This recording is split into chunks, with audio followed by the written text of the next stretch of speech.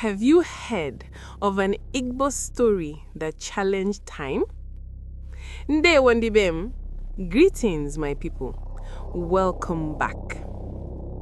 Let us continue from where we left off in part 1. 10-year-old Ogechi disappeared into the forest at the stream while her mother looked away. Mama Ogechi was screaming at the top of her lungs. A scream that brought the entire village running. My daughter is gone. The forest took my daughter.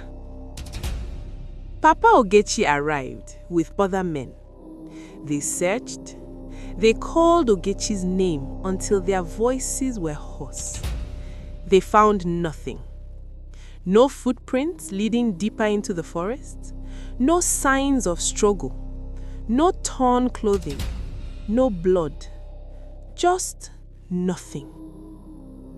The elders gathered. They knew what this meant. They had heard these stories from their own grandparents. Ogechi Delanwa, meaning in Igbo, the forest has taken the child. In Igbo, the Igbo believe the forest is not just trees and animals. Ndibemi, my people. The forest is a place, a threshold between our world and the world of spirits, it seems. Some children, especially innocent ones, pure ones, the forest calls them. And sometimes, the forest doesn't just let them go once they capture them. 5 hours passed in the village. 300 minutes. 18,000 seconds. But in the forest, time had other ideas. Do you know that? The elders say that time in the forest is not our time. 1 hour here might be 1 day there. 1 day here might be 1 year there. Or 1 hour here might be 13 years there. While the village people searched desperately, Mama Ogechi wept uncontrollably for days, weeks, months and prayed, while Papa Ogechi refused to accept that his daughter was gone. But in the other world, Ogechi was living a lifetime. She doesn't remember it all. The memories are fragments, pieces of a dream, but she remembers enough. Walking through mist. Voices speaking in languages she knew but didn't know. Children playing with no shadows. A woman or something that looked like a woman who smiled and said to her, "Stay with us. Time doesn't hurt here." And Ogechi, 10 years old, innocent and trusting, said, "But my mama is waiting for me." 5 hours after Ogechi disappeared, as the sun was beginning to set, as the village people prepared for a night of searching, someone screamed, "Look! Someone is coming from the forest!" Everyone turned. From the exact spot where Ogechi had vanished, a figure emerged from the mist. A woman.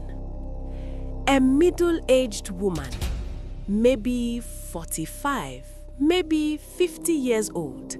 She was wearing a pink dress with white flowers, the same dress young Ogechi had been wearing, but it has faded now, worn, as if it had been worn for decades.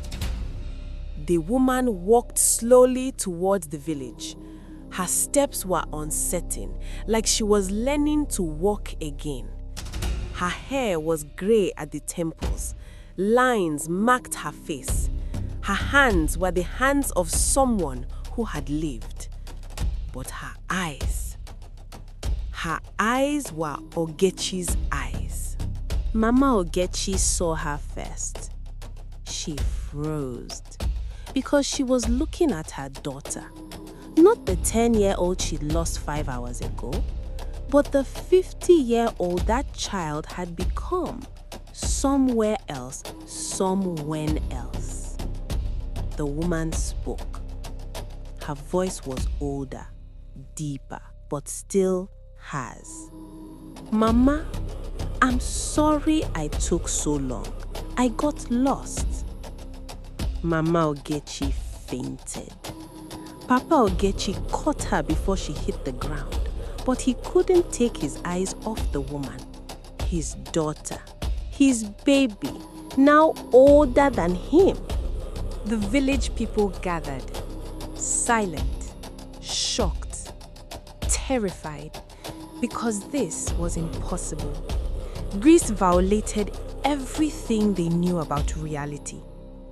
But there she stood, Ogechi, 10 years old this morning, 50 years old this evening, 5 hours in the village, 40 years in the forest.